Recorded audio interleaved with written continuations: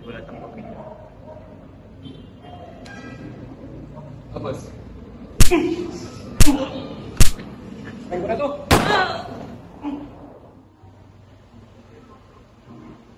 Uy, pare, gusto. Hindi ako parang dito.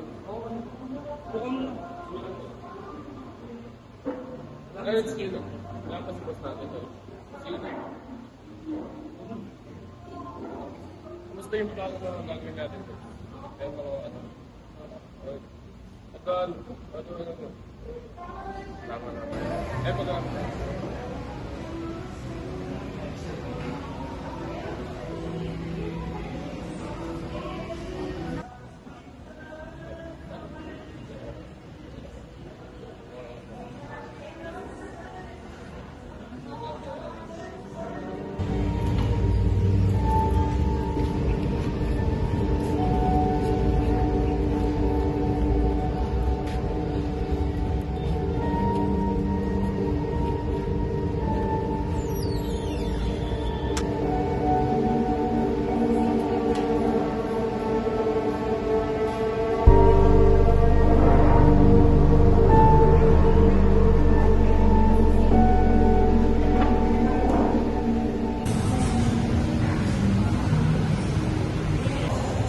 Base sa nakaalam kong informasyon, sa pinakababaan ng droga ay posible doon rin kumukuha si Santiago.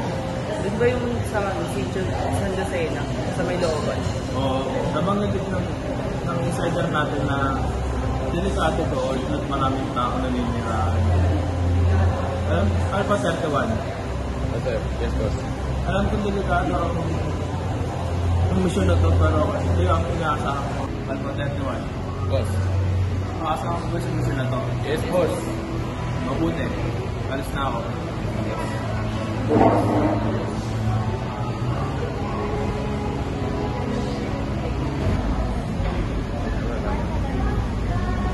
Pwede rin natin gumalaw dito patungo southeast, westbound, at pwede natin papuntahan. Tapos advice natin may ibang tropa sa checkpoint ng bandang Kamakati. Yan. Tama ba nila?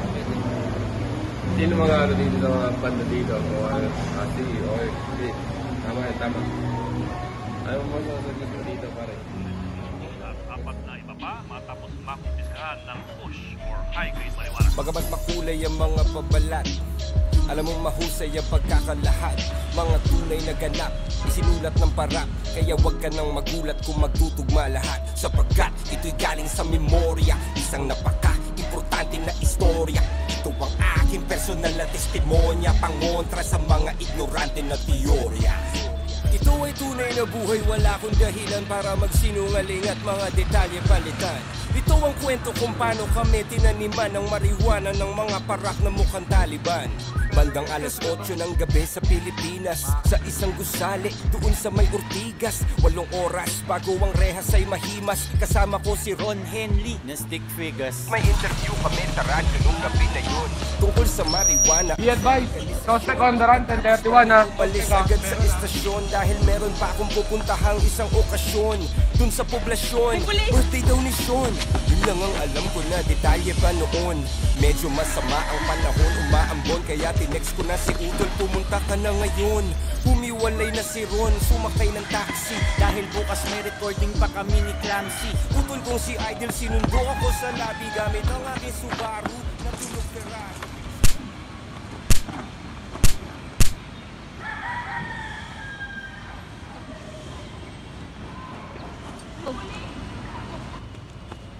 Oy! Nagagalaw! Ha? Huwag mo sumigaw.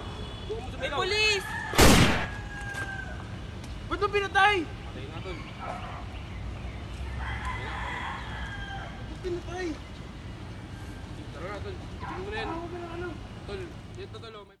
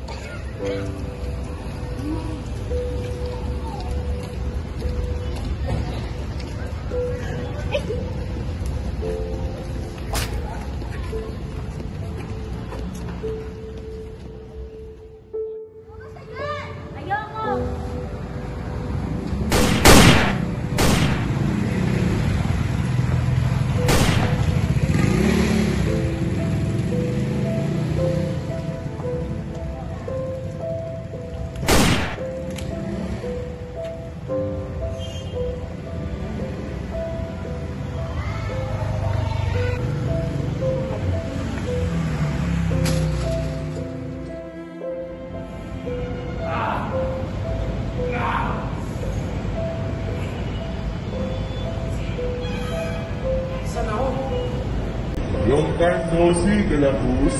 Glenn! Ayaw ka, pag ako nakawala dito, papatayin kita! Yan na! Mag-uusap lang tayo ngayon. Hindi ka pa rin ba talaga titigil, Galapus? Kahit anong gawin mo, hindi ka mananalo. Kahit anong plano gawin mo, hindi ka magtatagumpay. Fight! Hindi. Alam kong pwede ka mamatay kahit ngayong oras.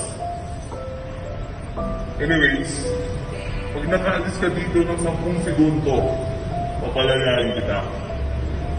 10, 9, 8, 7, 6,